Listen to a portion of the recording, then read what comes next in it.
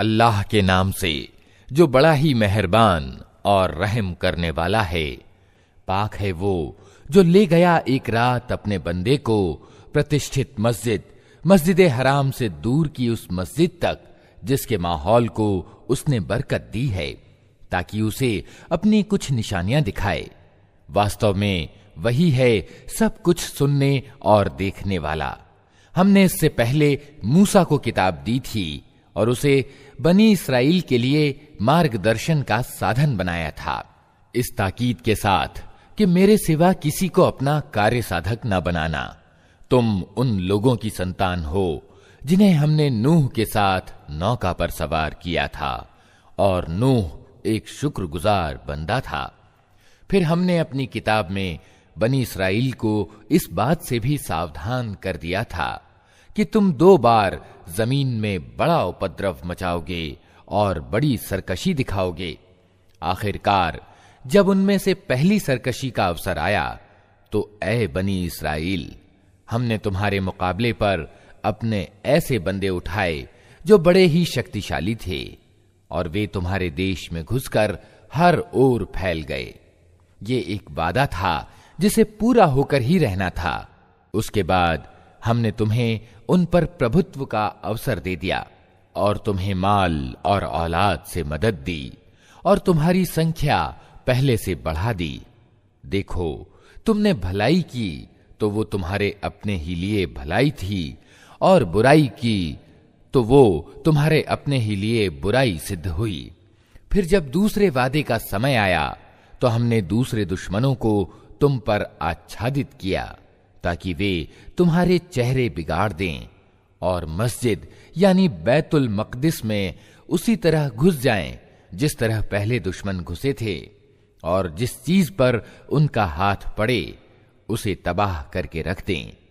हो सकता है कि अब तुम्हारा रब तुम पर दया करे, लेकिन अगर तुमने फिर अपनी पूर्ववत नीति दोहराई तो हम भी फिर अपनी सजा की पुनरावृत्ति करेंगे, और नेमत की नाशुक्री करने वालों के लिए हमने जहन्नम को कारागार बना रखा है।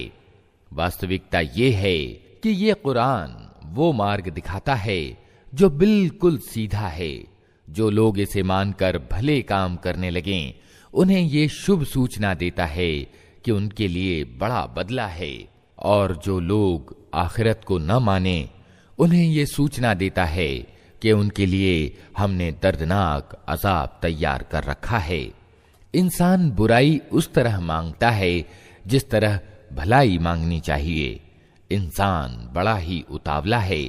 देखो, हमने रात और दिन को 2 निशानियां बनाया है।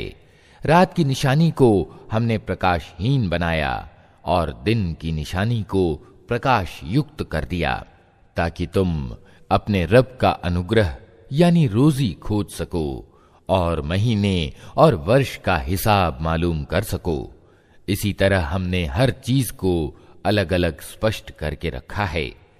हर इंसान का शकुन हमने उसके अपने गले में लटका रखा है, और क़यामत के दिन हम एक लेख उसके लिए निकालेंगे जिसे वो खुली किताब की तरह पाएगा। पढ़ अपना कर्म पत्र, आज अपना हिसाब लगाने के लिए तू खुद ही काफी है। जो कोई सीधा मार्ग अपनाए, उसका सीधे मार्ग को अपनाना उसके अपने ही लिए लाभकारी है, और जो पथभ्रष्ट हो उसकी पथभ्रष्टता का वबाल उसी पर है।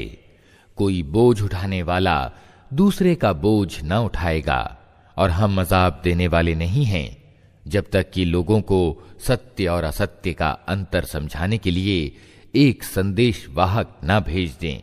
जब हम किसी बस्ती को विनष्ट करने का इरादा करते हैं तो उसके संपन्न लोगों को आदेश देते हैं और वे उसमें नाफरमानियां करने लगते हैं। तब अजाब का फैसला उस बस्ती पर चस्पा हो जाता है और हम उसे तबाह करके रख देते हैं। देख लो, कितनी ही नस्लें हैं जो नूह के बाद हमारे आदेश से तबाह हुईं। तेरा रब अपने बंदों के गुनाहों से पूरी तरह परिचित है और सब कुछ देख रहा है। जो कोई इस दुनिया में जल्दी प्राप्त होने वाले लाभों का इच्छुक हो, उसे यहीं हम दे देते हैं जो कुछ भी जिसे देना चाहें, फिर उसके भाग्य में नरक लिख देते हैं जिसे वो तापेगा तिरस्कृत और दयालुता से वंचित होकर। और जो आखिरत का इच्छुक हो और उसके लिए प्रयास करे जैसा कि उसके लिए प्रयास करना चाहिए, और हो वो ईमान वाला, तो ऐसे हर व्यक्ति के प्रयास की कद्र की जाएगी। इनको भी और उनको भी, दोनों पक्ष वालों को हम दुनिया में जीने का सामान दिए जा रहे हैं। ये तेरे रब का प्रदान है और तेरे रब के प्रदान को रोकने वाला कोई नहीं है। मगर देख लो, दुनिया ही में हमने एक गिरोह को दूसरे के मुकाबले में कैसा आगे रखा है, और आखिरत में उसके दर्जे और भी अधिक होंगे और उसकी प्रतिष्ठा और भी ज्यादा बढ़ चढ़कर होगी। तू अल्लाह के साथ कोई दूसरा पूज्य न बना, नहीं तो तिरस्कृत और असहाय बैठा रह जाएगा। तेरे रब ने फैसला कर दिया है कि तुम लोग किसी की बंदगी न करो मगर सिर्फ उसकी। माँ बाप के साथ अच्छा व्यवहार करो। अगर तुम्हारे पास उनमें से कोई एक या दोनों बूढ़े होकर रहें तो उन्हें उफ तक न कहो, न उन्हें झिड़क कर जवाब दो, बल्कि उनसे आदर के साथ बात करो और नम्रता और दयालुता के साथ उनके सामने झुक कर रहो और दुआ किया करो कि पालनहार इन पर दया कर, जिस तरह इन्होंने दयालुता और करुणा के साथ मुझे बचपन में पाला था। तुम्हारा रब खूब जानता है कि तुम्हारे दिलों में क्या है। अगर तुम नेक बनकर रहो तो वो ऐसे सब लोगों के लिए माफ करने वाला है जो अपनी गलती पर सावधान होकर बंदगी की नीति की ओर पलट आएं। नातेदार को उसका हक दो और मोहताज और मुसाफिर को उसका हक। फजूल खर्ची ना करो। फजूल खर्च लोग शैतान के भाई हैं और शैतान अपने रब का नाशुक्रा है। अगर उनसे अर्थात मोहताज नातेदारों, गरीबों और मुसाफिरों से तुम्हें कतराना हो, इस कारण कि अभी तुम अल्लाह की उस दयालुता को जिसके तुम उम्मीदवार हो तलाश कर रहे हो, तो उन्हें नर्म जवाब दे दो।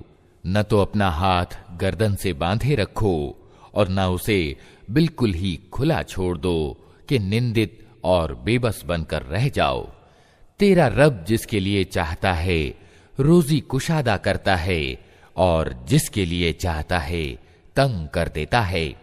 वो अपने बंदों के हाल की खबर रखता है और उन्हें देख रहा है। अपनी संतान को निर्धनता के डर से कत्ल ना करो। हम उन्हें भी रोजी देंगे और तुम्हें भी। वास्तव में उनका कत्ल एक बड़ी खता है। व्यभिचार के करीब न फटको, वो बहुत बुरा कर्म है और बड़ा ही बुरा रास्ता।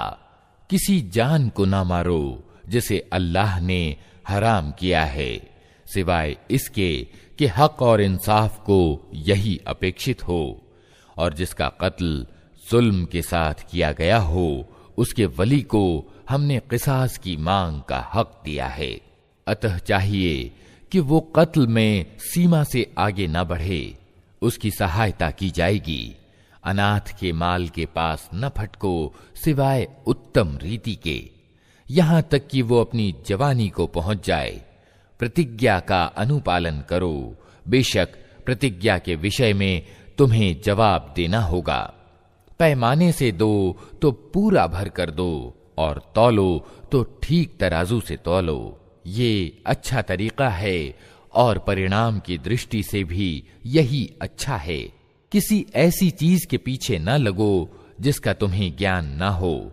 यकीनन आंख, कान और दिल सभी के विषय में पूछा जाएगा। जमीन में अकड़ कर न चलो। तुम न जमीन को फाड़ सकते हो न पहाड़ों की ऊंचाई को पहुंच सकते हो। इनमें से हर एक का बुरा पहलू तेरे रब की दृष्टि में अप्रिय है। ये वे तत्वदर्शिता की बातें हैं जिनकी तेरे रब ने तुझ पर वही की है। और देख, अल्लाह के साथ कोई दूसरा पूज्य न बना बैठ, नहीं तो तू जहन्नम में डाल दिया जाएगा, निंदित और हर भलाई से वंचित होकर। कैसी आश्चर्य की बात है कि तुम्हारे रब ने तुम्हें तो बेटे देने की कृपा की और खुद अपने लिए फरिश्तों को बेटियां बना लिया। बड़ी झूठी बात है जो तुम लोग जबानों से निकालते हो। हमने इस कुरान में तरह तरह से लोगों को समझाया कि होश में आएं, मगर वे सत्य से और ज्यादा दूर ही भागे जा रहे हैं। ऐ नबी, इनसे कहो कि अगर अल्लाह के साथ दूसरे पूज्य भी होते, जैसा कि ये लोग कहते हैं, तो वे सिंहासन के स्वामी के स्थान को पहुंचने की जरूर कोशिश करते। पाक है वो और बहुत उच्च है उन बातों से जो ये लोग कह रहे हैं।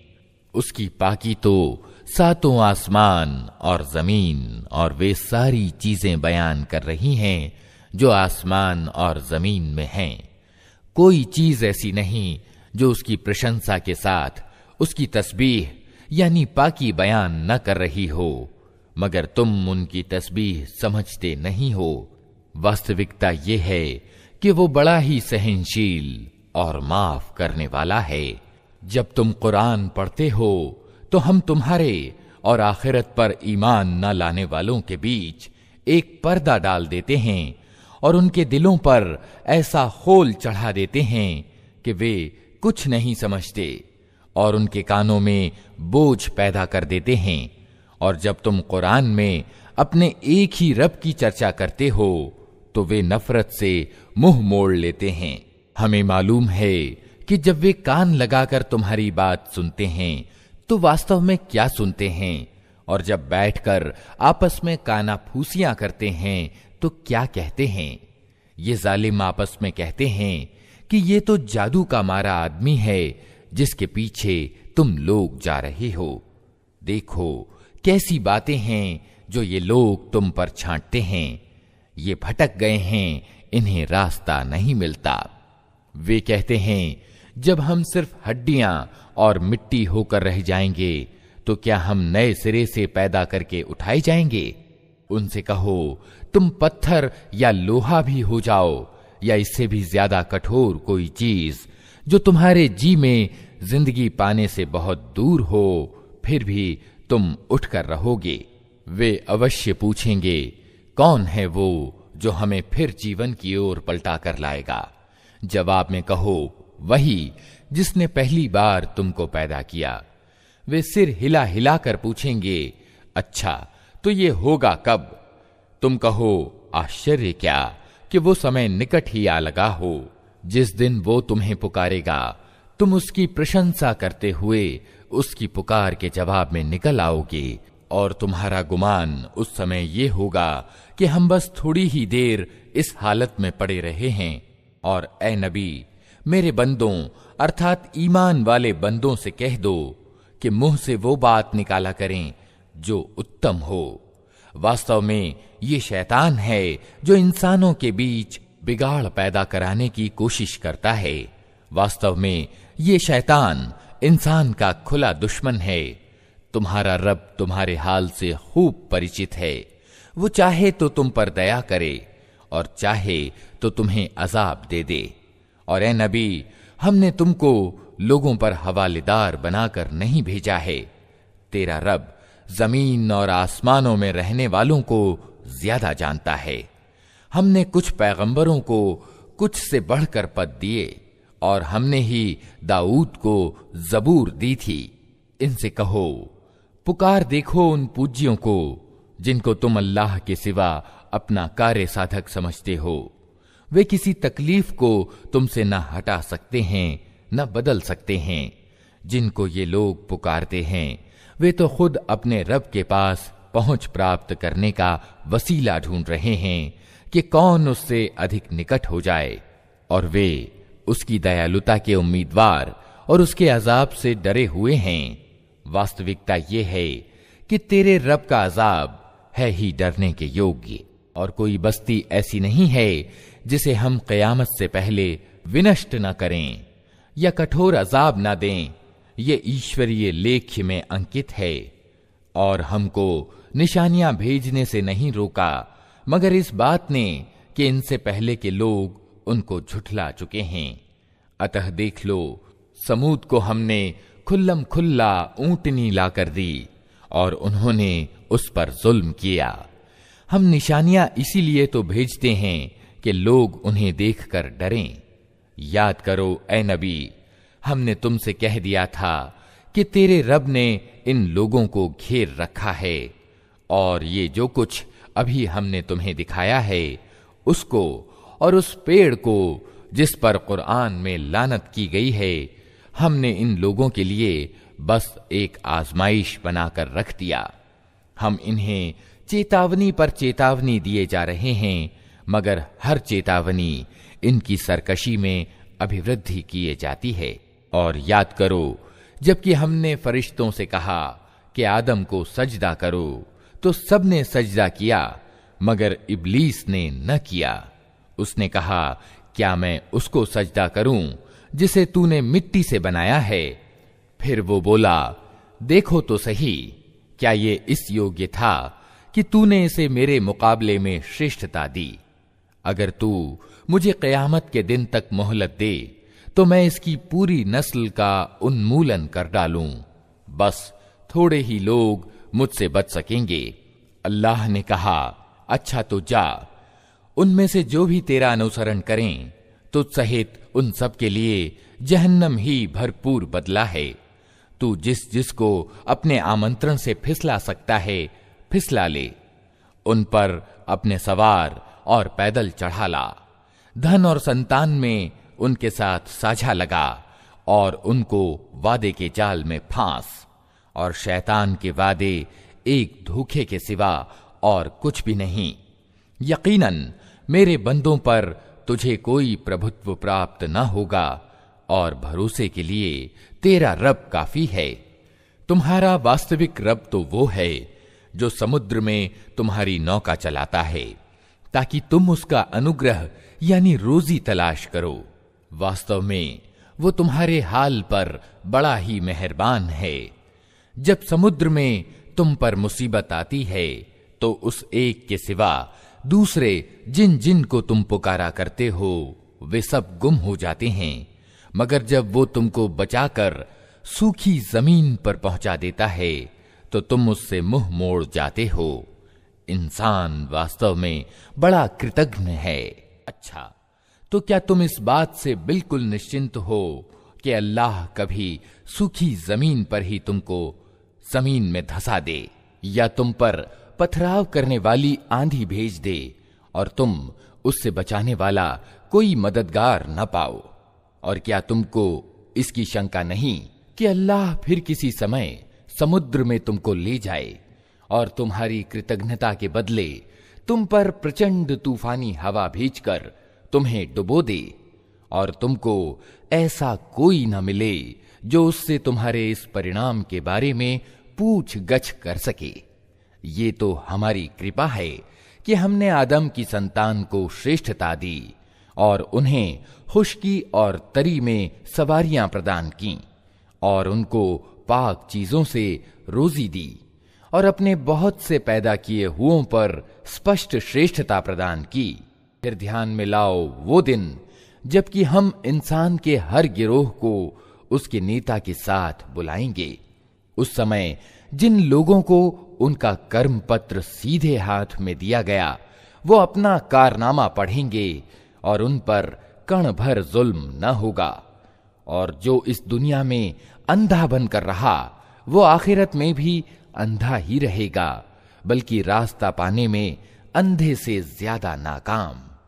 ऐ नबी, इन लोगों ने इस कोशिश में कोई कमी नहीं उठा रखी कि तुम्हें फितने में डालकर उस वही से फेर दें जो हमने तुम्हारी ओर भेजी हैं, ताकि तुम हमारे नाम पर अपनी ओर से कोई बात घड़ो।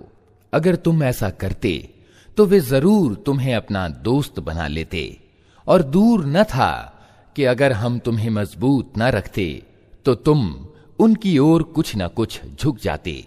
लेकिन अगर तुम ऐसा करते तो हम तुम्हें दुनिया में भी दोहरे अजाब का मजा चखाते और आखिरत में भी दोहरे अजाब का। फिर हमारे मुकाबले में तुम कोई मददगार न पाते।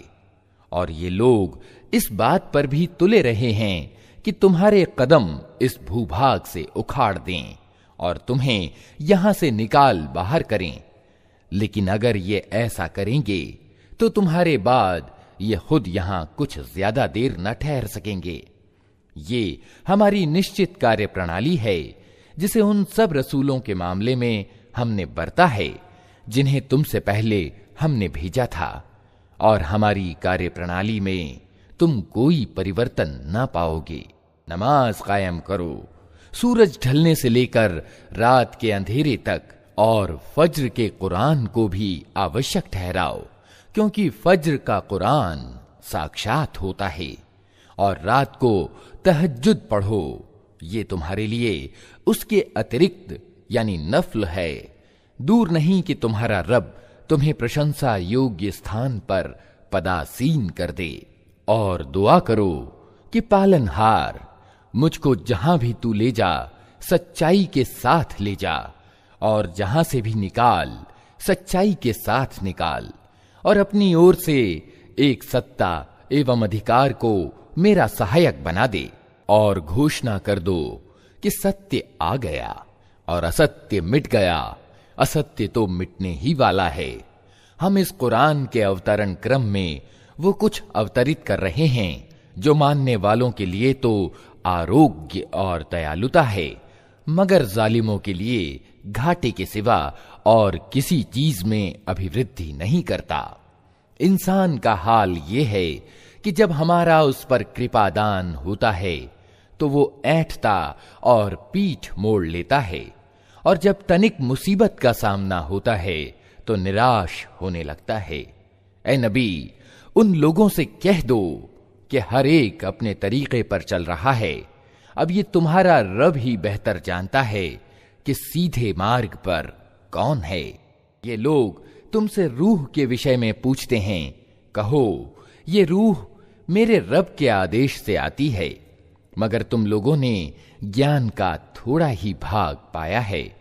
और ए नबी, हम चाहें तो वो सब कुछ तुमसे छीन लें जो हमने वही के द्वारा तुमको प्रदान किया है, फिर तुम हमारे मुकाबले में कोई हिमायती न पाओगे जो उसे वापस दिला सके। ये तो जो कुछ तुम्हें मिला है तुम्हारे रब की दयालुता से मिला है। वास्तविकता ये है कि उसका अनुग्रह तुम पर बहुत बड़ा है। कह दो कि अगर इंसान और जिन्न सब के सब मिलकर इस कुरान जैसी कोई चीज लाने की कोशिश करें तो न ला सकेंगे, चाहे वे सब एक दूसरे के सहायक ही क्यों न हों। हमने इस कुरान में लोगों को तरह तरह से समझाया, मगर ज्यादातर लोग इनकार ही पर जमे रहे, और उन्होंने कहा, हम तेरी बात न मानेंगे जब तक कि तू हमारे लिए जमीन को फाड़कर एक स्रोत प्रवाहित न कर दे, या तेरे लिए खजूरों और अंगूरों का एक बाग पैदा हो और तू उसमें नहरें प्रवाहित कर दे, या तू आसमान को टुकड़े टुकड़े करके हमारे ऊपर गिरा दे जैसा कि तेरा दावा है, या अल्लाह और फरिश्तों को साक्षात हमारे सामने ले आए, या तेरे लिए सोने का एक घर बन जाए, या तू आसमान पर चढ़ जाए, और तेरे चढ़ने का भी हम विश्वास न करेंगे जब तक कि तू हमारे ऊपर एक लेख न उतार लाए जिसे हम पढ़ें। ए नबी, उनसे कहो, पाक है मेरा पालनहार, क्या मैं एक संदेश लाने वाले इंसान के सिवा और भी कुछ हूं? लोगों के सामने जब कभी मार्गदर्शन आया तो उसे मानने से उनको किसी चीज ने नहीं रोका सिवाय उनके इसी कथन ने कि क्या अल्लाह ने इंसान को पैगंबर बनाकर भेज दिया। उनसे कहो, अगर जमीन में फरिश्ते इत्मीनान से चल फिर रहे होते तो हम जरूर आसमान से किसी फरिश्ते ही को उनके लिए पैगंबर बनाकर भेजते। ए नबी, उनसे कह दो कि मेरे और तुम्हारे बीच बस एक अल्लाह की गवाही काफी है वो अपने बंदों के हाल से आगाह है और सब कुछ देख रहा है। जिसको अल्लाह मार्ग दिखाए वही मार्ग पाने वाला है, और जिसे वो गुमराही में डाल दे तो उसके सिवा ऐसे लोगों के लिए तू कोई हामी और मददगार नहीं पा सकता। उन लोगों को हम क़यामत के दिन औंधे मुंह खींच लाएंगे, अंधे, गूंगे और बहरे। उनका ठिकाना जहन्नम है। जब कभी उसकी आग धीमी होने लगेगी हम उसे और भड़का देंगे। ये बदला है उनके इस कर्म का कि उन्होंने हमारी आयतों का इनकार किया और कहा, क्या जब हम सिर्फ हड्डियां और मिट्टी होकर रह जाएंगे तो नए सिरे से हमको पैदा करके उठा खड़ा किया जाएगा? क्या उनको ये न सूझा कि जिस अल्लाह ने धरती और आकाशों को पैदा किया है वो इन जैसों को पैदा करने की जरूर सामर्थ्य रखता है। उसने मौत के बाद इनके उठाए जाने के लिए एक समय निश्चित कर रखा है जिसका आना निश्चित है, मगर जालिमों को आग्रह है कि वे उसका इनकार ही करेंगे। ऐ नबी, उनसे कहो, अगर कहीं मेरे रब की दयालुता के खजाने तुम्हारे अधिकार में होते तो तुम खर्च हो जाने की आशंका से जरूर उनको रोक रखते। वास्तव में इंसान बड़ा तंग दिल है। हमने मूसा को 9 निशानियां प्रदान की थीं जो स्पष्ट रूप से दिखाई दे रही थीं। अब ये तुम खुद बनी इस्राइल से पूछ लो कि जब मूसा उनके यहां आए तो फिरौन ने यही कहा था ना कि ऐ मूसा, मैं समझता हूं कि तू जरूर जादू का मारा हुआ एक आदमी है। मूसा ने इसके जवाब में कहा, तू खूब जानता है कि ये सूझबूझ बढ़ाने वाली निशानियां जमीन और आसमानों के रब के सिवा किसी ने नहीं उतारी हैं, और मैं समझता हूं कि ऐ फिरौन, तू जरूर ही शामत का मारा हुआ एक व्यक्ति है। आखिरकार फिरौन ने इरादा किया कि मूसा और बनी इस्राइल को जमीन से उखाड़ फेंके, मगर हमने उसको और उसके साथियों को इकट्ठा डुबो दिया। और उसके बाद बनी इस्राइल से कहा कि अब तुम जमीन में बसो, फिर जब आखिरत के वादे का समय आ पूरा होगा तो हम तुम सबको एक साथ ला हाजिर करेंगे। इस कुरान को हमने सत्य के साथ उतारा है और सत्य ही के साथ ये उतरा है। और ए नबी, तुम्हें हमने इसके सिवा और किसी काम के लिए नहीं भेजा कि जो मान ले उसे खुशखबरी दे दो और जो न माने उसे सावधान कर दो।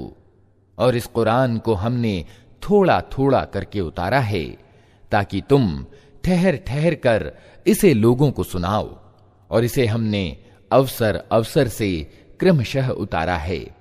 ऐ नबी, इन लोगों से कह दो कि तुम इसे मानो या न मानो।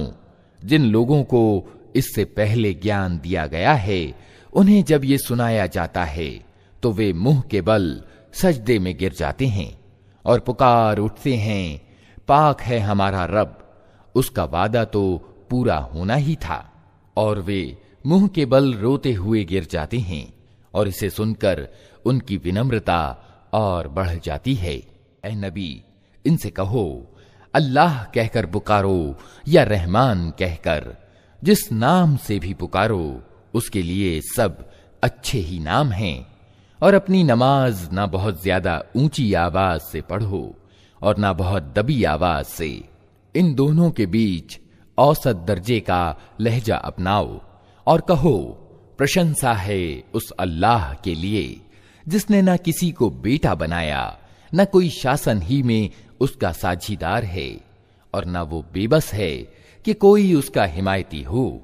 और उसकी बड़ाई बयान करो, उच्च कोटि की बड़ाई, अल्लाह के नाम से जो बड़ा ही मेहरबान और रहम करने वाला है।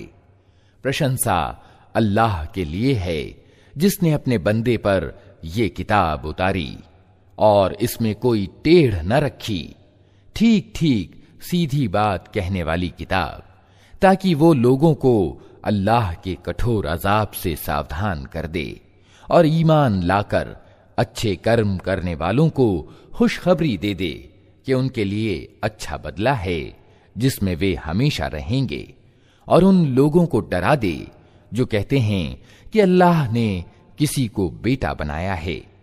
इस बात का न उन्हें कोई ज्ञान है और न उनके बाप दादा को था। बड़ी बात है जो उनके मुंह से निकलती है, वे केवल झूठ बकते हैं।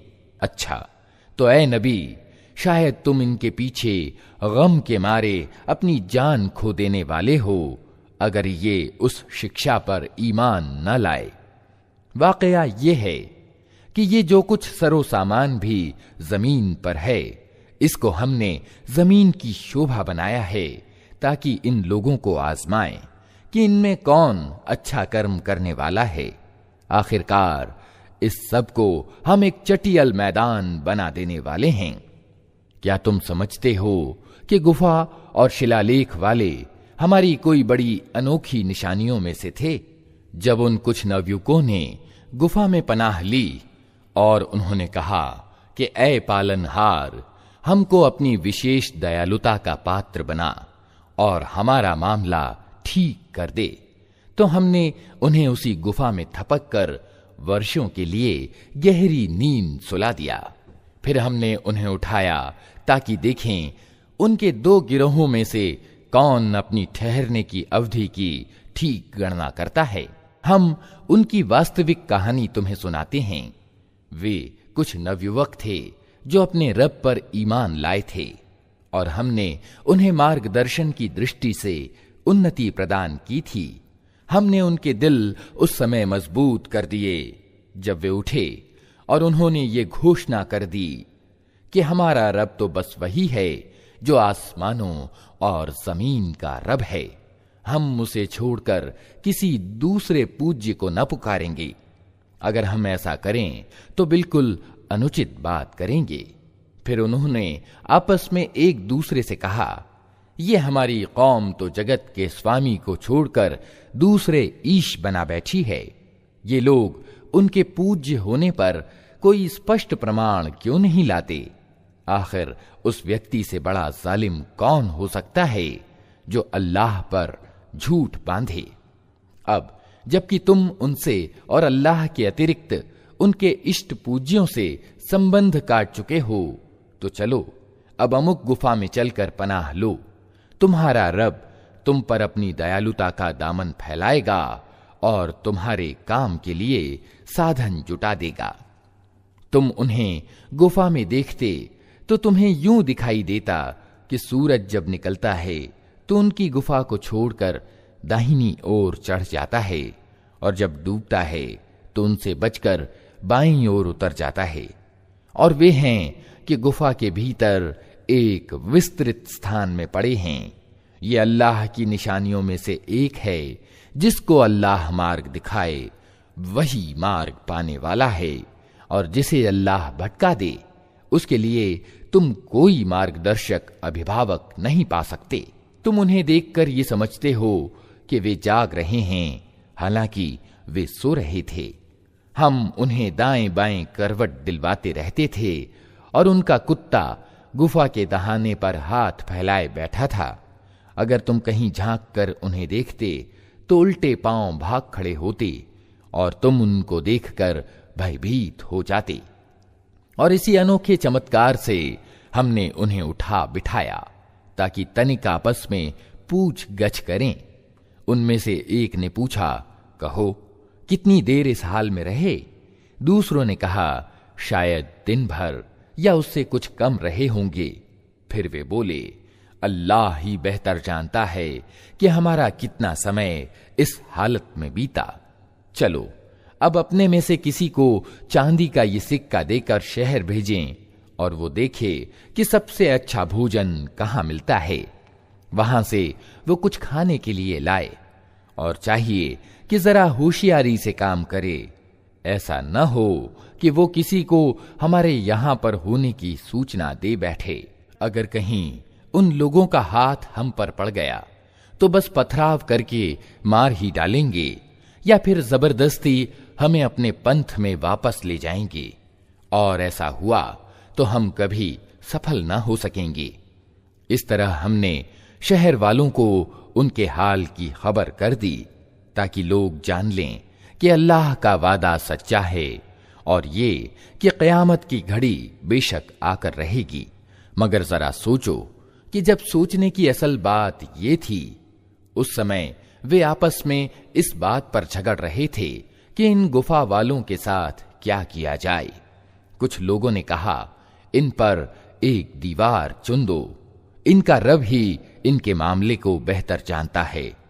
मगर जो लोग उनके मामलों पर प्रभावी थे, उन्होंने कहा, हम तो इन पर एक उपासना गृह बनाएंगे।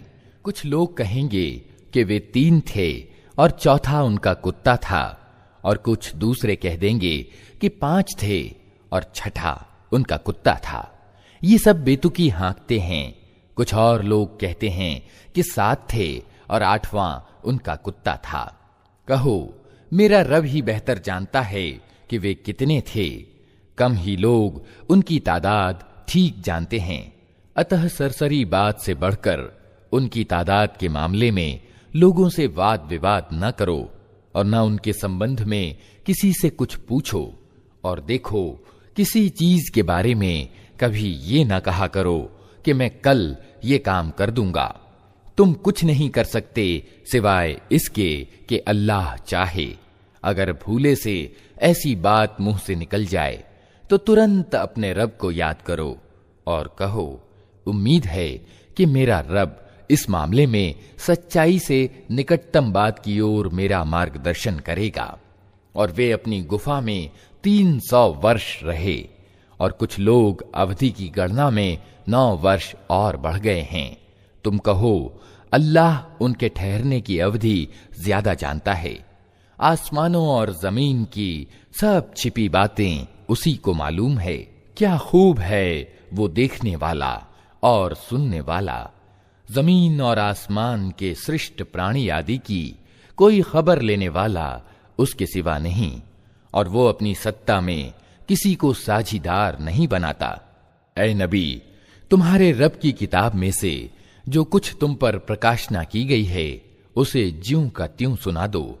कोई उसके फरमानों को बदल देने का अधिकारी नहीं है, और अगर तुम किसी के लिए उसमें परिवर्तन करोगे तो उससे बचकर भागने के लिए कोई पनाह का ठिकाना न पाओगे।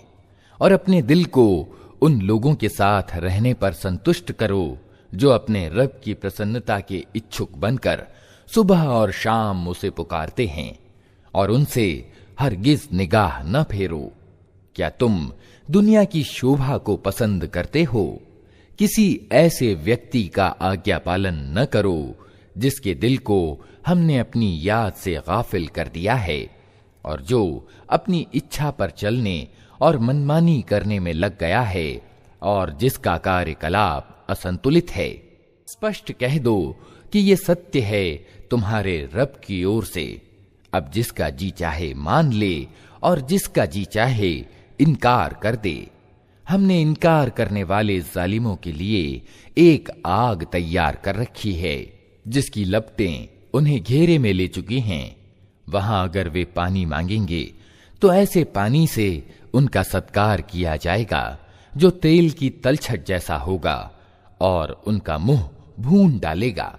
बहुत ही बुरा पेय और बहुत बुरा विश्राम स्थल। रहे वे लोग जो मान लें और अच्छे काम करें, तो यकीनन हम सत्कर्मी लोगों का बदला अकारथ नहीं किया करते। उनके लिए सदाबहार जन्नतें हैं जिनके नीचे नहरें बह रही होंगी। वहां वे सोने के कंगनों से आभूषित किए जाएंगे। बारीक और गाढ़े रेशमी हरित कपड़े पहनेंगे और ऊंची मसनदों पर तकिए लगाकर बैठेंगे। बहुत ही अच्छा बदला और उच्च श्रेणी का ठहरने का स्थान। ऐ नबी, इनके सामने एक मिसाल पेश करो। 2 व्यक्ति थे, उनमें से एक को हमने अंगूर के 2 बाग दिए और उनके चारों ओर खजूर के पेड़ों की बाड़ लगाई और उनके बीच खेती की जमीन रखी। दोनों बाग खूब फले फूले और फलित होने में उन्होंने तनिक सी कमी भी न छोड़ी। उन बागों के अंदर हमने एक नहर प्रवाहित कर दी और उसे खूब लाभ प्राप्त हुआ। ये कुछ पाकर एक दिन वो अपने पड़ोसी से बात करते हुए बोला, मैं तुझसे ज्यादा धनवान हूं और तुझसे अधिक व्यक्तियों की शक्ति मुझे प्राप्त है। फिर उसने अपने बाग में प्रवेश किया और खुद अपने हक में जालिम बनकर कहने लगा, मैं नहीं समझता कि ये धन कभी नष्ट हो जाएगा और मुझे आशा नहीं कि क़यामत की घड़ी कभी आएगी। फिर भी अगर कभी मुझे अपने रब के पास पलटाया भी गया तो जरूर इससे भी ज्यादा शानदार जगह पाऊंगा। उसके पड़ोसी ने बातचीत करते हुए उससे कहा, क्या तू कुफ्र यानी इनकार करता है उस सत्ता से जिसने तुझे मिट्टी से और फिर वीर्य से पैदा किया और तुझे एक पूरा आदमी बनाकर खड़ा किया? रहा मैं तो मेरा रब तो वही अल्लाह है और मैं उसके साथ किसी को साझीदार नहीं बनाता। और जब तू अपने बाग में प्रवेश कर रहा था तो उस समय तेरी जबान से ये क्यों ना निकला कि जो अल्लाह चाहे, बिना अल्लाह के कोई शक्ति नहीं। अगर तू मुझे धन और संतान में अपने से कम पा रहा है तो बहुत संभव है कि मेरा रब मुझे तेरे बाग से अच्छा प्रदान करे और तेरे बाग पर आसमान से कोई आफत भेज दे जिससे वो साफ मैदान बनकर रह जाए या उसका पानी जमीन में उतर जाए और फिर तू उसे किसी तरह न निकाल सके।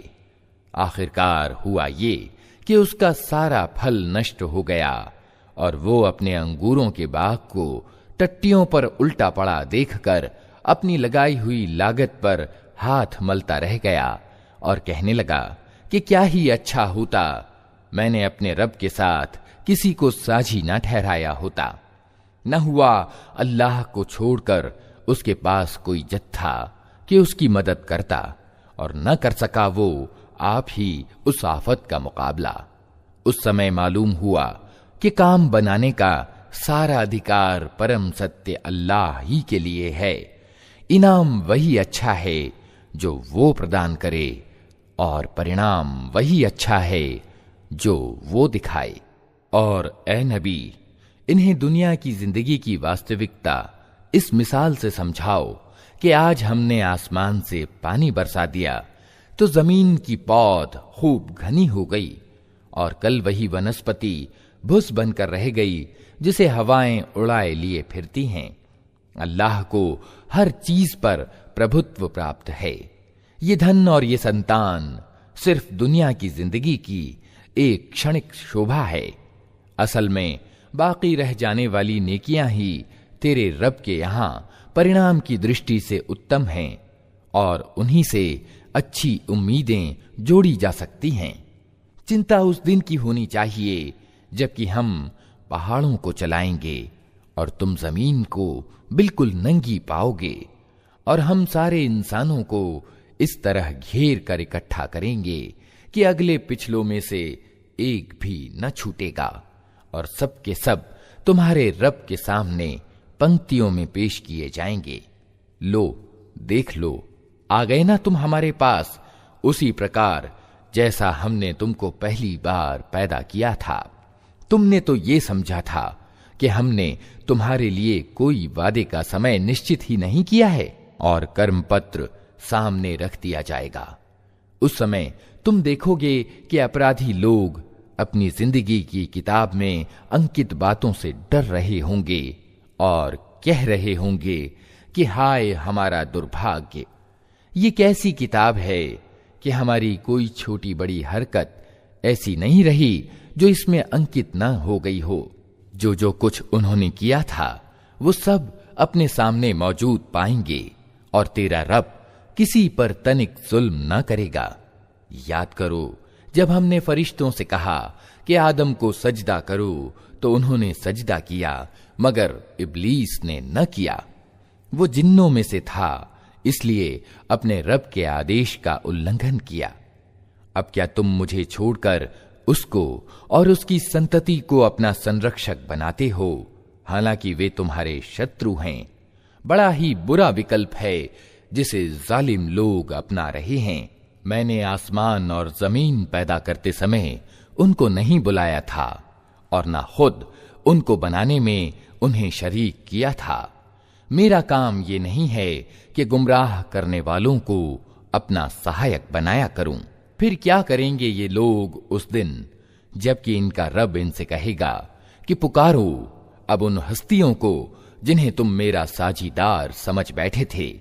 ये उनको पुकारेंगे मगर वे इनकी सहायता को न आएंगे और हम इनके बीच एक ही विनाश का सामूहिक गढ़ा तैयार कर देंगे।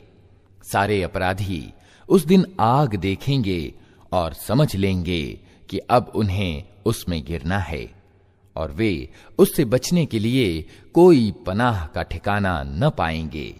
हमने इस कुरान में लोगों को तरह तरह से समझाया मगर इंसान बड़ा ही झगड़ालू सिद्ध हुआ है। उनके सामने जब मार्गदर्शन आया तो उसे मानने और अपने रब के सामने माफी चाहने से आखिर उनको किस चीज ने रोक दिया?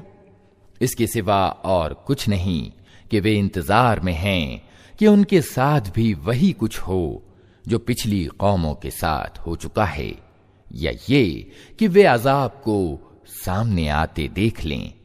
रसूलों को हम इस काम के सिवा किसी और उद्देश्य के लिए नहीं भेजते कि वे शुभ सूचना और चेतावनी देने का काम कर दें, मगर अधर्मियों का हाल ये है कि वे असत्य के हथियार लेकर सत्य को नीचा दिखाने की कोशिश करते हैं और उन्होंने मेरी आयतों को और उन चेतावनियों को जो उन्हें दी गईं मजाक बना लिया है। और उस व्यक्ति से बढ़कर जालिम और कौन है जिसे उसके रब की आयतें सुनाकर नसीहत की जाए और वो उनसे मुंह फेरे और उस बुरे परिणाम को भूल जाए जिसका सामान उसने अपने लिए खुद अपने हाथों किया है। जिन लोगों ने ये नीति अपनाई है उनके दिलों पर हमने गिलाफ चढ़ा दिए हैं जो उन्हें कुरान की बात नहीं समझने देते और उनके कानों में हमने बोझ पैदा कर दिया है। तुम उन्हें मार की ओर कितना ही बुलाओ, वे इस हालत में कभी मार्ग ना पाएंगे। तेरा रब बड़ा माफ करने वाला और दयावान है। वो इनकी करतूतों पर इन्हें पकड़ना चाहता तो जल्दी ही अजाब भेज देता, मगर इनके लिए वादे का एक समय निश्चित है और उससे बचकर भाग निकलने का ये कोई मार्ग न पाएंगे। ये अजाब की लपेट में आने वाली बस्तियां तुम्हारे सामने मौजूद हैं। उन्होंने जब जुल्म किया तो हमने उन्हें तबाह कर दिया और उनमें से हर एक के विनाश के लिए हमने समय निश्चित कर रखा था। तनिक इनको वो घटना सुनाओ जो मूसा के साथ घटी थी, जबकि मूसा ने अपने सेवक से कहा था कि मैं अपनी यात्रा समाप्त न करूंगा जब तक कि दोनों दरियाओं के संगम पर न पहुंच जाऊं, नहीं तो मैं एक लंबे समय तक चलता ही रहूंगा। तो जब वे उनके संगम पर पहुंचे तो अपनी मछली से गाफिल हो गए और वो निकलकर इस तरह दरिया में चली गई जैसे कि कोई सुरंग लगी हो। आगे जाकर मूसा ने अपने सेवक से कहा, लाओ हमारा नाश्ता, आज की यात्रा में तो हम बुरी तरह थक गए हैं। सेवक ने कहा, आपने देखा ये क्या हुआ? जब हम उस चट्टान के पास ठहरे हुए थे उस समय मुझे मछली का ध्यान न रहा और शैतान ने मुझको ऐसा गाफिल कर दिया कि मैं उसके बारे में आपसे बताना भूल गया। मछली तो अजीब ढंग से निकलकर दरिया में चली गई। मूसा ने कहा, इसी की तो हमें तलाश थी। अतएव वे दोनों अपने पदचिन्हों पर फिर वापस हुए और वहां उन्होंने हमारे बंदों में से एक बंदे को पाया जिसे हमने अपनी दयालुता प्रदान की थी और अपनी ओर से एक विशेष ज्ञान प्रदान किया था। मूसा ने उससे कहा, क्या मैं आपके साथ रह सकता हूं ताकि आप मुझे भी उस ज्ञान की शिक्षा दें जो आपको सिखाया गया है? उसने जवाब दिया, आप मेरे साथ सब्र नहीं कर सकते और जिस चीज की आपको खबर ना हो आखिर आप उस पर सब्र कर भी कैसे सकते हैं? मूसा ने कहा, अगर अल्लाह ने चाहा तो आप मुझे सब्र करने वाला पाएंगे और मैं किसी मामले में आपकी नाफरमानी न करूंगा। उसने कहा, अच्छा, अगर आप मेरे साथ चलते हैं तो मुझसे कोई बात न पूछें जब तक मैं खुद उसको आपसे बयान न करूं। अब वे दोनों चले, यहां तक कि वे एक नौका में सवार हो गए तो उस व्यक्ति ने नौका में शिगाफ यानी दरार डाल दिया। मूसा ने कहा, आपने इसमें शिगाफ डाल दिया ताकि सब नौका वालों को डुबो दें? ये तो आपने एक सख्त हरकत कर डाली। उसने कहा, मैंने तुमसे कहा न था कि तुम मेरे साथ सब्र नहीं कर सकते। मूसा ने कहा, भूल चूक पर मुझे ना पकड़िए, मेरे मामले में आप जरा सख्ती से काम न लें। अब वे दोनों चले, यहां तक कि उनको एक लड़का मिला और उस व्यक्ति ने उसको मार डाला। मूसा ने कहा, आपने एक निर्दोष की जान ले ली, हालांकि उसने किसी की हत्या न की थी। ये काम तो आपने बहुत ही बुरा किया।